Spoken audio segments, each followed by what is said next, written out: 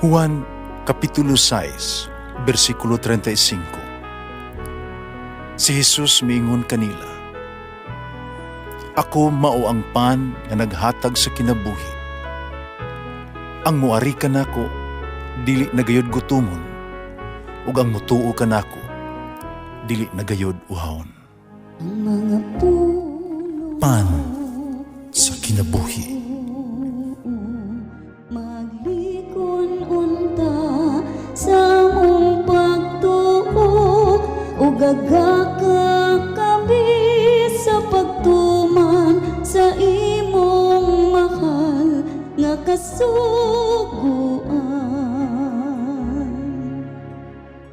Ang ginawa ka ninyo, ang Santos ng Ebanghelyo sumala ni San Lucas.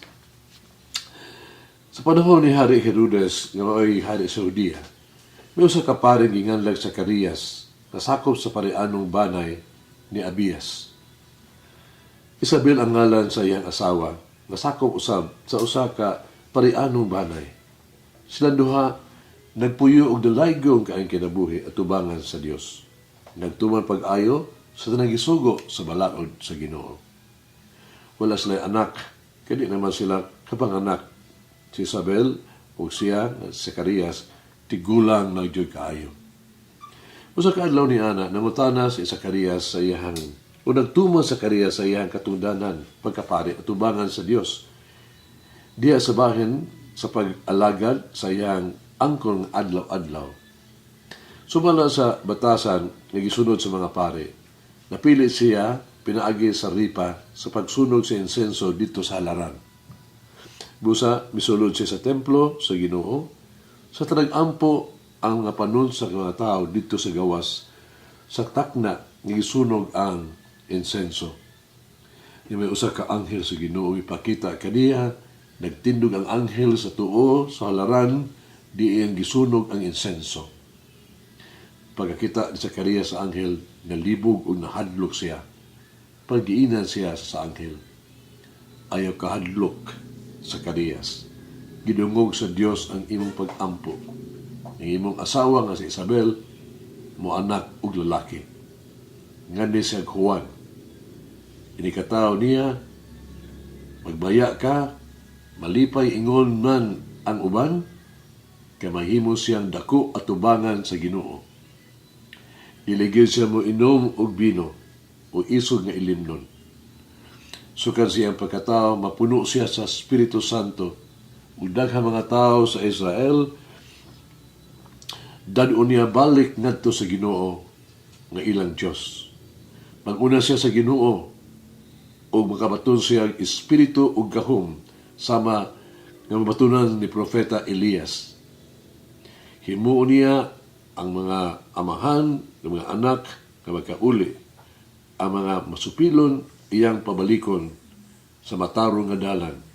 Ang katawhan, andamo niya alang sa Ginoo. Gingnan ni Zacarias ang anghel, usaon kuman pag-ila na tinuod ang imong giingon kanako. Tigulang na ako, tigulang na usab ako asawa. Ang anghel mitubag, ako si Gabriel, nagtindo at tubangan sa Dios, nga may nagpadala kanako aron pagsulti pagtaho kanimo ni ining maayong balita. Apan, wala ka man mutuo sa ako ang gisahe nga nagtuman gayud nga matuman gyud sa hustong panahon, tungod kay wala ka man mutuo, maamang ka. Dili ka makasulti hangtod sa adlaw nga matuman ang akong gisaad kanimo. Nahigayuna, naghulat ang mga tao kang Zacarias. Nahibulong sila nganong madugay siya kanunay kaayo sulod sa templo. Pagula niya, di na siya makasulti kanila.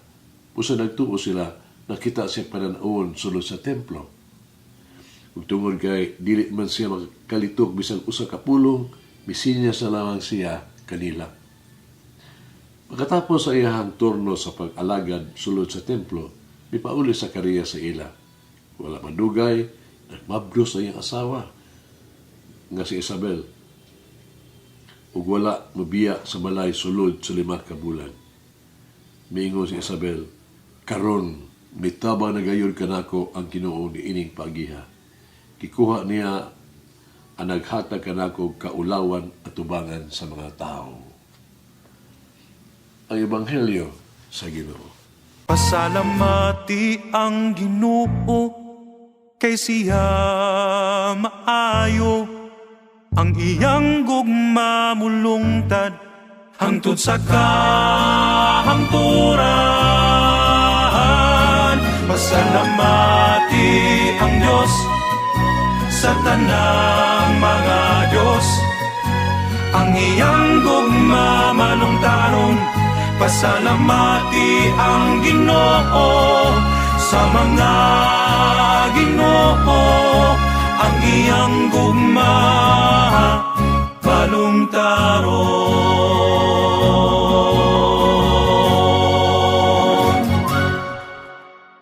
Kasagaran, no, sa dagko kayo mga pamilya, ingon palita doon ay mga anak po, 12 ka mga anak.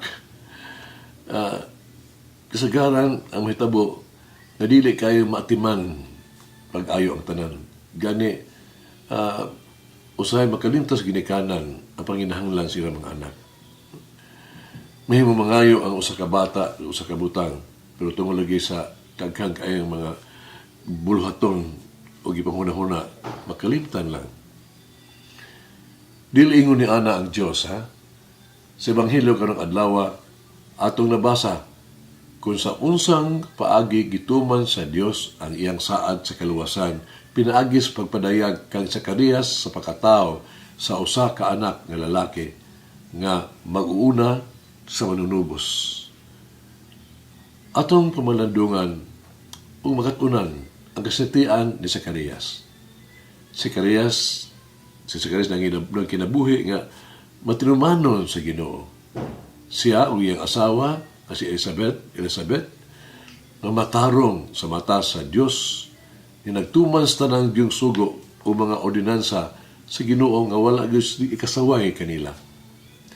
Sama sa usa ka natong ginikanan, dili si mabalibad nga masulugtanong sa matarong anak sa makatarunganong hangyo.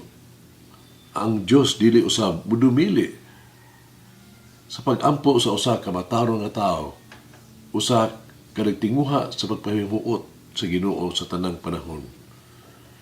Zacarias nagpadayon sa pag-ampo. Ang anghel nga si Gabriel miingon kaniya, ayo kahadlok sa Zacarias, tuog kay ang imong pag-ampo gidungog. Zacarias ug Elizabeth wala mas sila anak. Pa Zacarias God magkanunayon sa pag-ampo. Ug ang resulta, ang anghel mipahayag, ay kahadlok sa Zacarias tungod kay gidungog ang imong pag-ampo. Ang imong asawa, ay Isabel, mga anak, usa ka lalaki, ngalan siya Juan.